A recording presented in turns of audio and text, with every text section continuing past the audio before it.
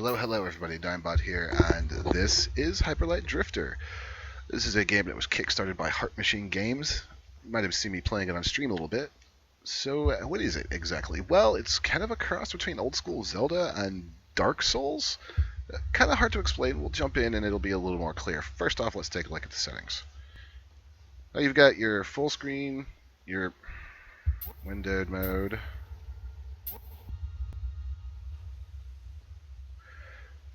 That just screwed up the recording. Whatever. I hate it when games auto-switch when you go between full screen and windowed. You've got brightness, sound effects, music volume, and vibration on or off, and then the language.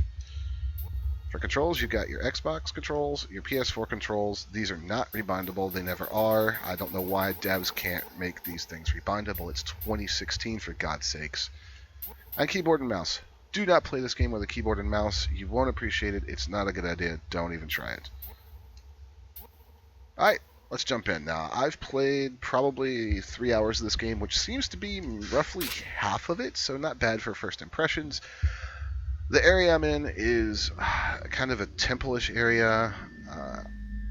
We won't stay here too long, just long enough for me to give you guys the core gameplay mechanics. So you move around with the left mouse stick, attack with X, you have a gun or multiple guns, looks like that. I also have a shotgun, which I can't fire. You power the guns up, you'll see the bar up there in the top. You can press Y to make the HUD appear, by the way, because it does time out. You see those pink bars? Those are gun ammunition, and they refill when you flash it. Objects in the world or enemies. So, let's go on up here. You also have a dash. I've bought an upgrade that allows me to dash multiple times. See that represented by the gray bar up there? There you go. Oh, and look, blocks.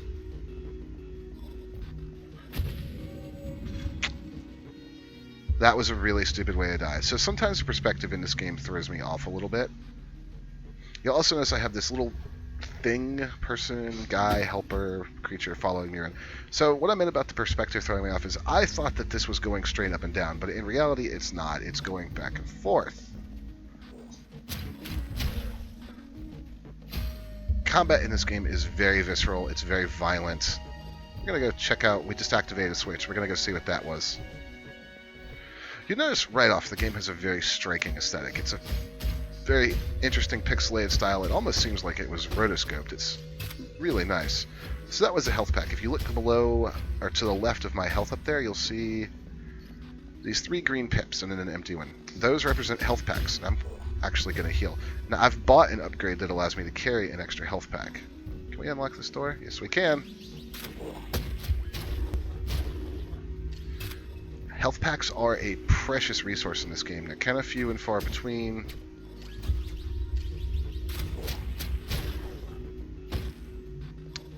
Now, combat is a lot tougher than it seems right here because those guys were in a cell. They are much more contained. Like, here's a good example of just how messed up this game is going to get. So hopefully this should...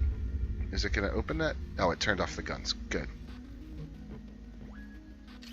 This guy sucks. So a key mechanic of this game, as with a lot of games like this that are kind of Dark Souls inspired, I'll explain this in a minute, is learning enemy patterns and dodging around. Making sure that you get your hits in when you can and then get out when you can. We're just going to shotgun these guys down.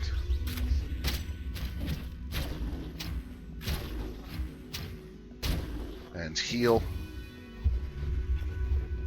Now that I've used all those health packs, I probably won't get any more. That yellow item you saw me pick up was a form of currency. You can find them stashed around. You get 3 whenever you beat a boss, and 4 of them makes 1 unit of currency. And you need 4 units of any given currency at any given time to buy an upgrade. So upgrades are few and far between, which is actually... Oh, hello, you're new. Somewhat of a complaint I have with the game.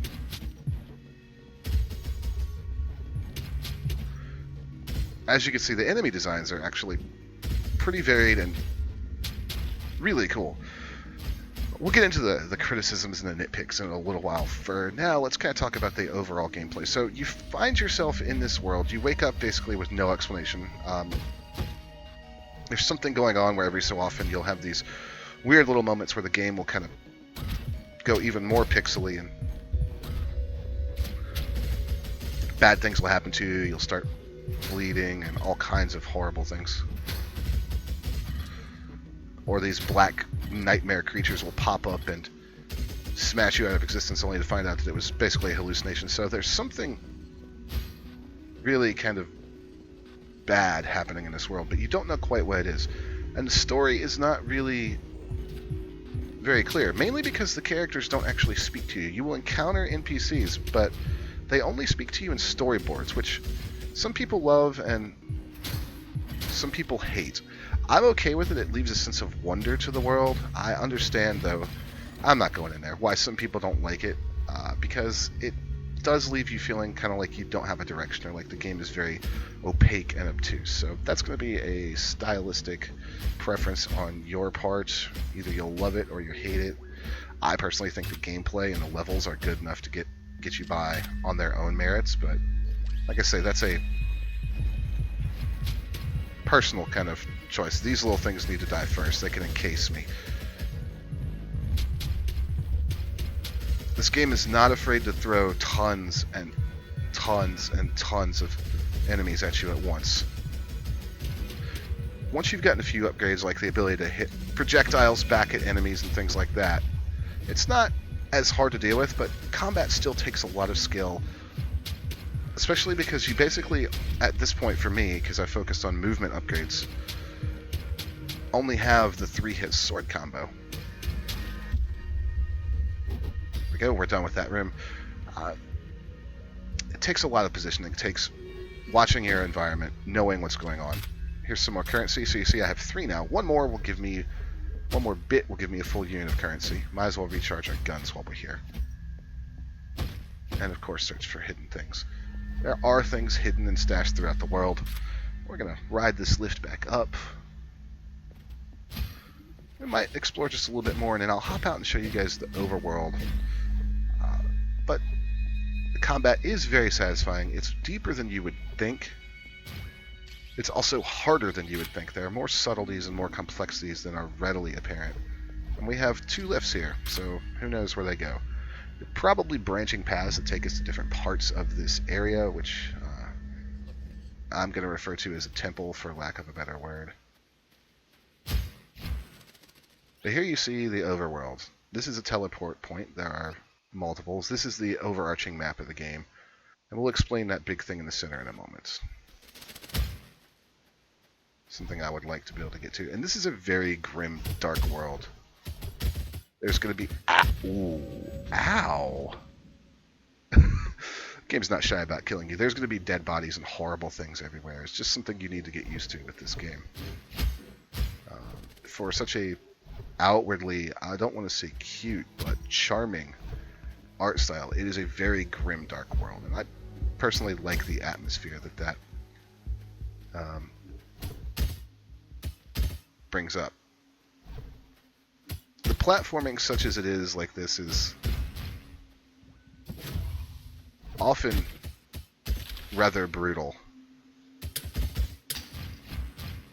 I've just broken the game. It didn't know where to respawn me. It does have a few glitches. God damn it, let's get past this section.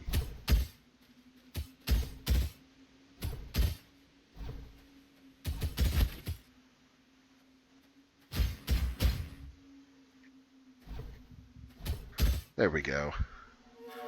This dog is a recurring theme in the game.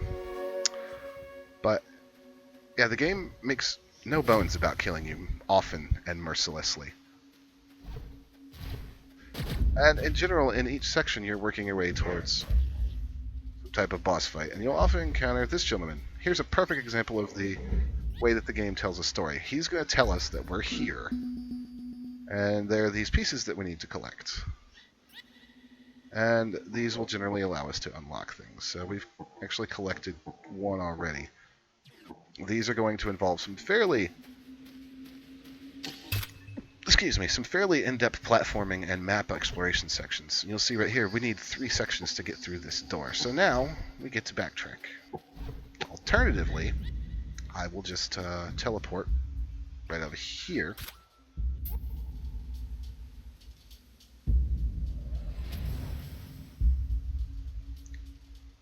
There we go.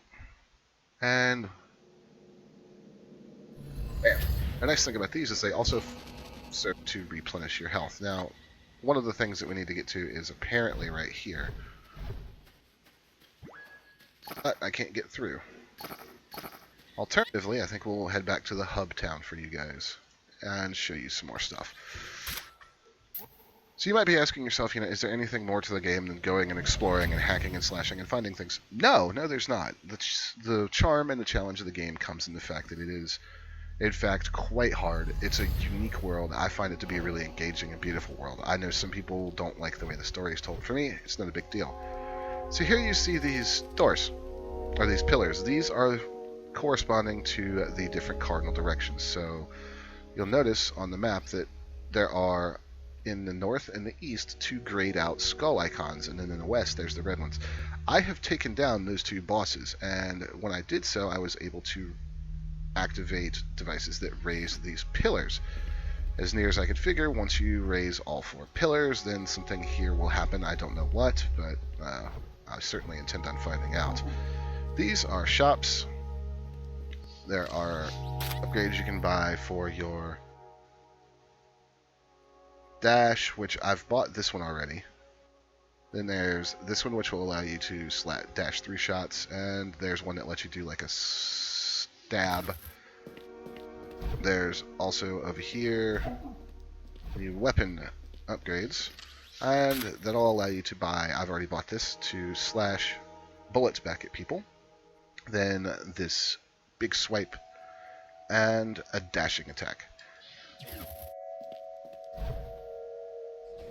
There's also another couple shops over here, and it's actually a neat little overworld, or hub world. You can't use your weapons here, which kind of makes sense. So this guy will let you buy various things, such as various things. He lets you buy the upgrade to your health pack carrying capacity. And there should be one more shop, I just don't know where it is. I think it's down here. 2 more shops.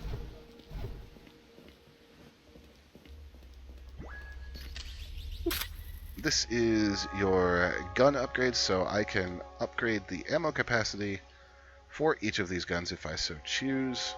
They actually cost less than most of the upgrades. I don't know if it's possible to get all of the upgrades, but there is a decent amount of character customization. And then there's grenades that you can buy. All this is accompanied, of course, by some really nice artwork. Here's this guy is apparently telling us about the journey that he took. Got the snot beat out of him. Seems very unpleasant. And then there's this door. These keys, I've not found very many of them. You'll find key doors all over the world, and they tell you how many keys you need to open them. That one takes a lot, so I'm assuming there's something freaking awesome hidden behind it. Let me show you a couple of different biomes that this world has to offer, because it has a lot of diversity in terms of the looks. So we'll head here real quick. There's a great variety of enemy design. There's a really nice variety of environmental design. It's got a little something of everything. It very much falls into the same kind of Zelda-y tropes. Like, I've been to a kind of a ice temple, this one. I've been to kind of a water area. The area I'm in now is very crystal and kind of elemental temple style. Here's the pillar thing I raised. And then there is a lot of, in this area, there's a lot of also kind of machinery, because this is kind of a futuristic game. There's a lot of technology and steampunk, kind of cyberpunk aspects. I'll show you guys the water temple real quick. And you'll notice just here, just the kind of scale of these areas. They're massive. And I don't know what's down to the west, south, because there's a locked door there. But I will find out. So yeah, we've taken a look at the combat, we've taken a look at the areas in the game. What are the problems with this game? Well, the biggest problem that I have with the game is it is a very fast-paced game in terms of combat, but it's locked at 30 FPS. So if that's something that turns you off, just be aware of it and know that you may want to kind of stay away from this game. Because it is locked at 30 FPS. So it can sometimes feel like a little bit of input lag. It's never affected me too much. Most of the times I've died have been because of my own incompetence in combat. I think more so than that is the fact that you technically can play it with a mouse and keyboard, but it's terrible. It's absolutely atrocious. It controls horribly. It was clearly designed for a controller, and that's fine by me, but I understand that some people don't like to play games on a controller when they have access to a mouse and keyboard. If you are that person, be aware that if you try to play this game with a mouse and keyboard, you are probably going to hate it. It definitely is better with a controller. Where was another one of these things? I don't want to go back into that forest. That forest is a terrible, terrible place. But I don't think we have a choice. So yeah, Hyperlight Drifter, for a first project from a studio, especially a Kickstarter one, I think it's pretty good. It's certainly fun. I like a lot of aspects of it. Oops. I like a lot of aspects of it a lot. I dig the combat.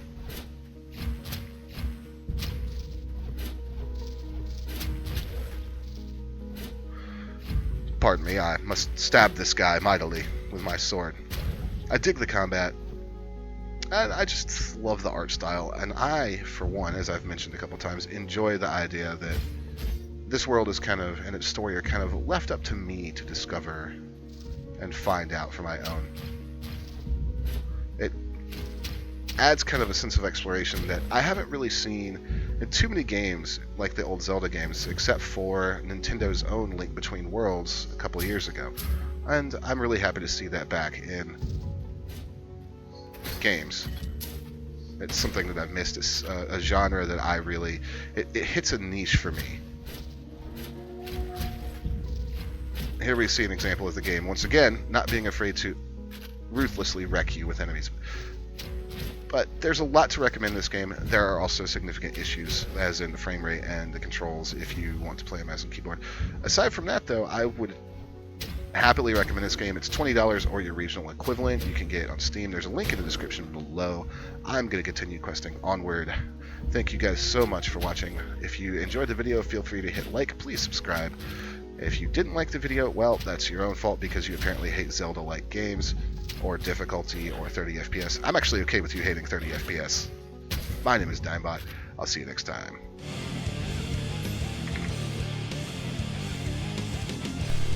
Like what you saw?